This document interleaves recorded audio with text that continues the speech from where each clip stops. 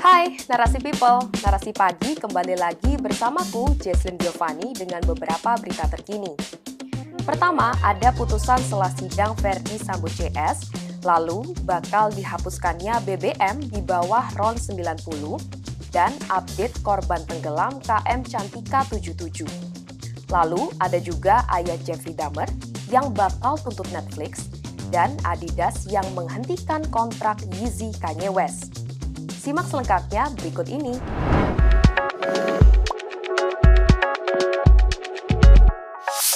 Kemarin, 26 Oktober 2022, sidang sela Verdi Sambo CS kembali berlangsung. Hasilnya, eksepsi Sambo CS ditolak hakim.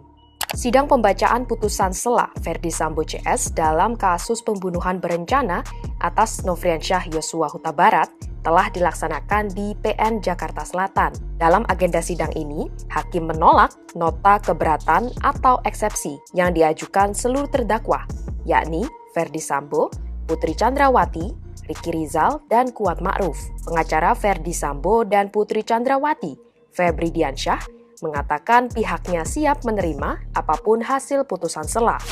Selain itu, Febri juga bantah pernyataan pengacara keluarga Yosua, Kamarudin Simanjuntak, yang sehari sebelumnya sebut Putri Chandrawati ikut menembak Yosua di rumah dinas Verdi Sambo. Dalam kasus pembunuhan berencana Verdi Sambo CS ini, hakim menyatakan surat dakwaan jaksa penuntut umum telah penuhi syarat formil dan material, sebagaimana diatur dalam pasal 142 ayat 2, huruf A dan B Kitab Undang-Undang Hukum Acara Pidana. Atas putusan ini, hakim memerintahkan jaksa penuntut umum untuk melanjutkan sidang ke tahap pembuktian dengan menghadirkan saksi-saksi pada Rabu 2 November pekan depan dengan terdakwa Ricky Rizal dan Kuat Ma'ruf. Pada Selasa 1 November 2022 mendatang pun, Verdi Sambo dan Putri Chandrawati akan bertemu dengan keluarga Brigadir Yosua dalam sidang perkara lanjutan. Ketua Majelis Hakim, Wahyu Iman Santosa, meminta agar 12 orang saksi dihadirkan dalam sidang ini. Adapun saksi yang diminta untuk hadir adalah pihak keluarga Brigadir Yosua, yakni Samuel Huta Barat, Rosti Simanjuntak, dan kekasih Yosua, Vera Simanjuntak. Selain itu, akan hadir pula kakak dan adik Yosua, juga tante dari Brigadir Yosua, yaitu Rohani Simanjuntak dan Emika Simanjuntak. Pengacara pihak keluarga Yosua, yakni Kamarudin Simanjuntak dan 3 saksi lainnya, juga diminta untuk dihadirkan oleh jaksa penuntut umum. Sementara, sidang kasus obstruction of justice juga dilanjutkan kemarin, Rabu 26 Oktober 2022 di PN Jakarta Selatan. Kali ini, sidang atas terdakwa AKP Irfan Widianto dilanjutkan dengan agenda pemeriksaan saksi-saksi. 8 saksi yang berhasil dihadirkan jaksa penuntut umum dalam sidang ini, diantaranya Satpam bernama Abdul Zapar dan Marjuki, lalu pemilik usaha CCTV, Chong Chiu Fung alias Afung, dan ada pula 4 anggota Polri. Irfan Widianto diketahui membayar biaya penggantian 2 unit DVR CCTV dan harddisknya sebesar 3,55 juta guna menutupi DVR barang bukti pembunuhan Brigadir Yosua yang ditempatkan di pos Satpam dekat rumah Verdi Sambo. Chong Chiu Fung alias Afung, seorang pemilik usaha CCTV, menerima pesanan pembelian dan penggantian dari Irfan pada 9 Juli 2022 atau sehari setelah pembunuhan Yosua. Afung bilang ia ditelepon Irfan pukul 15 waktu Indonesia Barat. Selain itu, 2 terdakwa lain, Kompol Baikuni Wibowo dan Kompol Cuk Putranto, dijadwalkan membacakan eksepsi. Dalam kasus ini, keduanya didakwa merintangi penyidikan kasus pembunuhan Brigadir Nofriansyah Yosua Huta Barat dengan merusak CCTV bersama dengan AKBP Arif Rahman Arifin, Brigjen Hendra Kurniawan, dan Kombes Agus Nurpatria Adi Purnama. Nah, mulai terkuak ya fakta-fakta yang sebelumnya ditutup-tutupi. Semoga para saksi bicara jujur agar kasus ini segera selesai. BBM di bawah RON 90 akan segera dihapus sama pemerintah nih. Ada yang masih pakai BBM ini nggak sih? Pemerintah bakal menghapus bahan bakar minyak dengan RON di bawah Pertalite yakni RON 88 dan 89. Penghapusan BBM jenis ini akan dimulai per 1 Januari 2023. Hal ini tertuang dalam Keputusan Menteri Energi dan Sumber Daya Mineral nomor 245.MG.01-MEM.M-2022 tentang perubahan atas Keputusan Menteri Energi dan Sumber Daya Mineral nomor 62.L-12-MEM-2020. Pada Maret 2022, Menteri ESDM pun telah menetapkan perubahan jenis BBM khusus penugasan jenis RON 88 menjadi RON 90. Menurut Sekretaris Dewan Energi Nasional atau DEN, Joko Siswanto menyebut kebijakan ini sebenarnya sudah lama direncanakan. Tujuannya adalah sebagai salah satu upaya pemerintah agar penggunaan BBM lebih ramah lingkungan. Sedangkan menurut Ketua Komisi 7 DPR, Sugeng Suparwoto, semakin hari seharusnya RON BBM semakin ditingkatkan. Lambat laun, Pertalite RON 90 akan dihapus dan ditingkatkan lagi ke RON 95 sampai 98. Menurutnya, RON yang tinggi dapat lebih ramah lingkungan. Sebab Jakarta sejak tahun 1990-an sangat polutif dan sampai saat ini pun juga masih. Sugeng juga bilang, idealnya RON tertinggi itulah yang seharusnya disubsidi untuk menjaga daya beli masyarakat. Menanggapi aturan baru soal penghentian BBM di bawah RON 90, Pertamina mengatakan bahwa tak akan lagi menyalurkan BBM jenis premium, sebab premium memiliki RON 88. Perusahaan minyak negara itu pun kini akan mengedarkan BBM dengan oktan terendah RON 90 atau Pertalite. Selain Pertamina, ada juga SPBU swasta macam Vivo yang menjual RON 89 yakni Revo 89. PT Vivo Energi Indonesia pun telah menetapkan mereka akan menghapus BBM Revo 89 pada akhir tahun ini, sembari menghabiskan stok BBM yang masih tersisa. Bahkan, beredar kabar bahwa Vivo akan mempercepat penghentian peredaran Revo 89. Ini disebabkan sejumlah SPBU Vivo sudah tak lagi menjual BBM jenis Revo 89 per 26 Oktober 2022. Beberapa petugas SPBU bilang stok Revo 89 sudah habis dan tak diproduksi lagi. Petugas SPBU juga mengungkap Revo 89 mulai di-stop minggu-minggu ini untuk digantikan dengan Revo 90. Penghapusan pun bakal dilakukan secara bertahap hingga akhir tahun nanti. Ini agar masyarakat tidak kaget apabila tiba-tiba pada 1 Januari mendatang, BBM di bawah RON 90 tiba-tiba menghilang. Emang seharusnya makin kesini makin ramah lingkungan juga sih energi kita. BTW menarik juga tuh, BBM RON tinggi aja yang harusnya disubsidi. Gimana menurutmu? Kebakaran terjadi di kapal motor Cantika 77 saat dalam perjalanan menuju Kabupaten Alor. Terkini, jumlah korban semakin bertambah.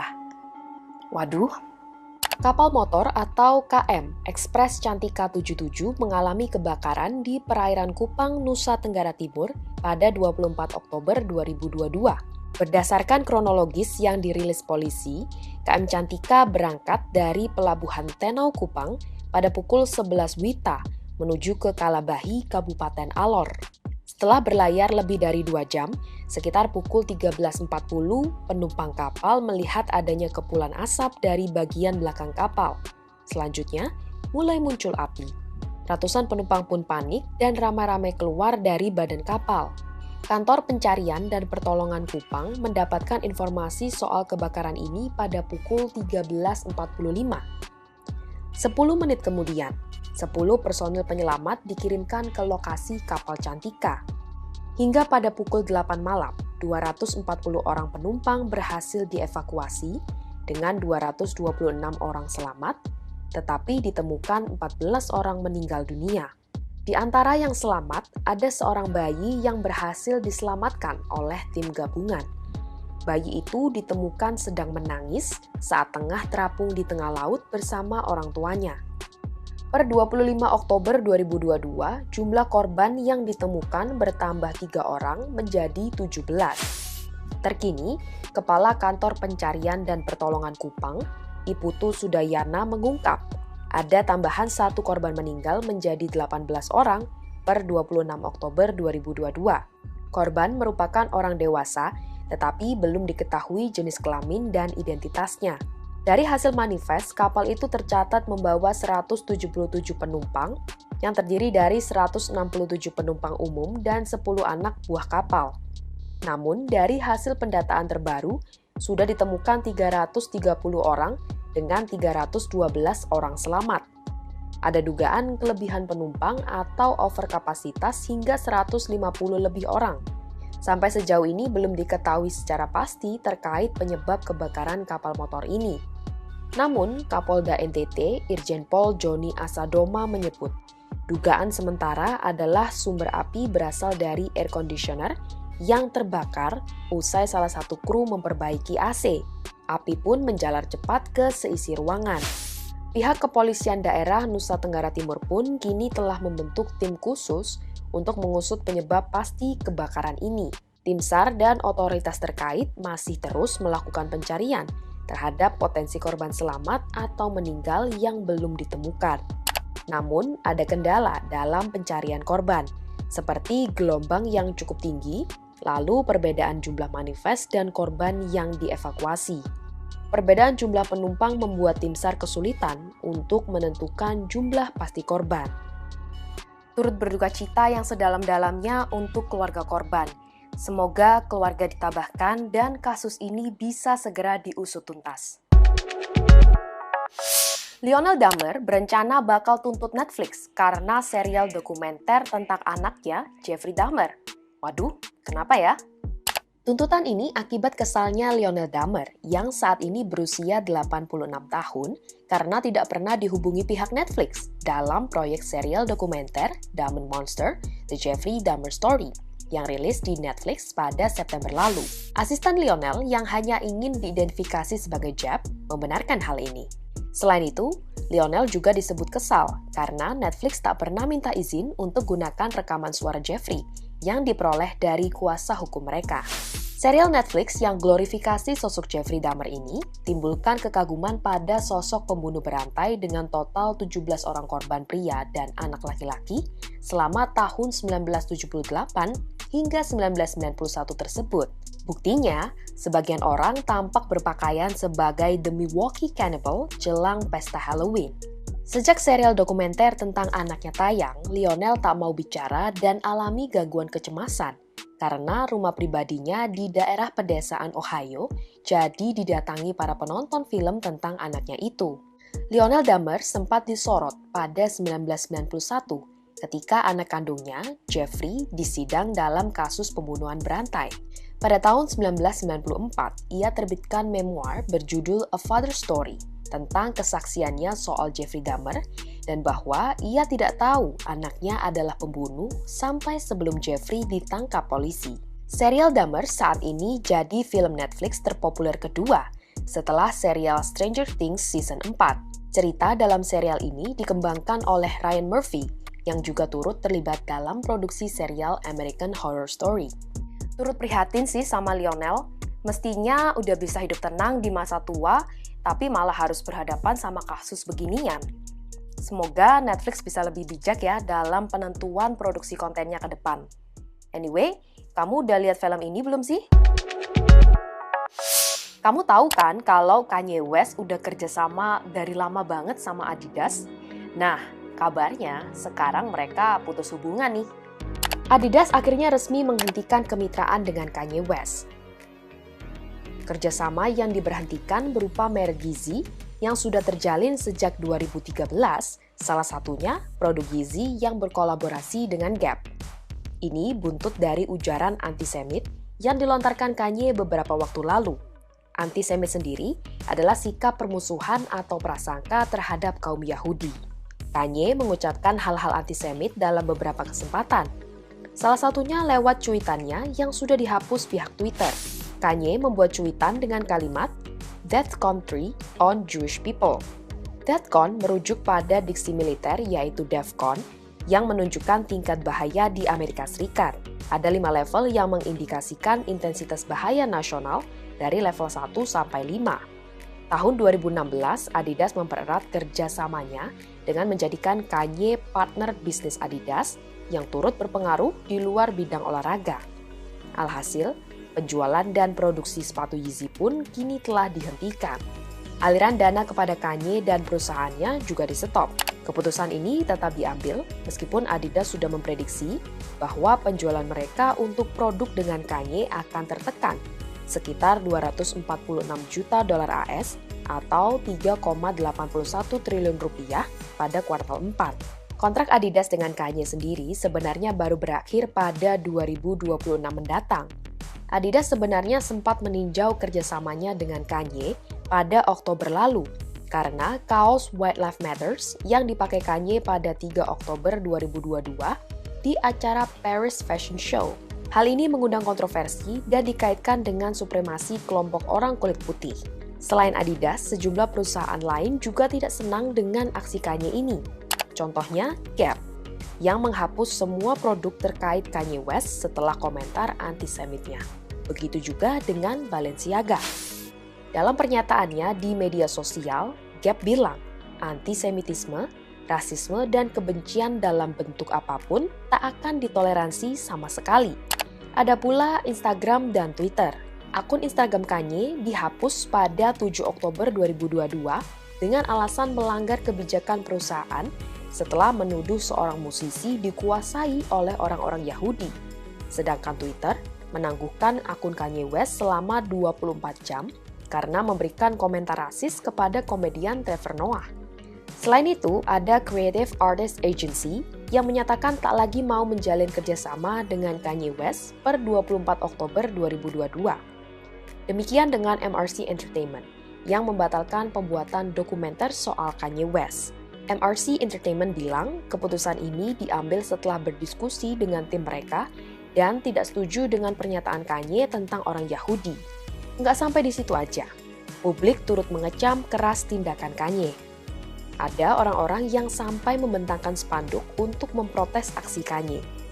Selain itu, pada 10-17 Oktober 2022, jumlah musiknya yang diputar di radio menurun sekitar 21,1%. Balenciaga juga menyebut bahwa mereka tidak lagi bekerja sama dengan Kanye West di masa kini atau masa depan. Aduh, ada-ada aja sih. Stop rasisme dan diskriminasi terhadap kelompok ataupun etnis apapun ya. Itu dia 5 sarapan informasi kita hari ini. Narasi Pagi akan kembali besok jam 8 waktu Indonesia Barat, live di Instagram Narasi Newsroom dan Mata Najwa. Sehat-sehat dan semangat semuanya!